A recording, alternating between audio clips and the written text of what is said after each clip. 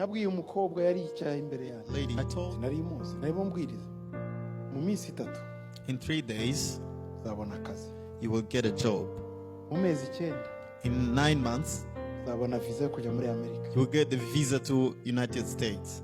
Nyuma y'umwaka After 1 year uzabona umugabo w'umukire. you will get. Aranyitegereza gutya. She was a lady, those ladies who Ubona looked afite at me nk'igisese mu kuntu. from down to upside. Arandeba hasi no. And then she looked at me, Mbona ko nsuzugura. and I was Iruhande rwe lion lady. Next to her, hari gatindi kazi k'agakobwa. there was Kavuye mu buhungiro. from refugee life, Kavuye ahantu habi cyane. from a Ahita ambwira ngo ndabyakiriye nge papa. Amen.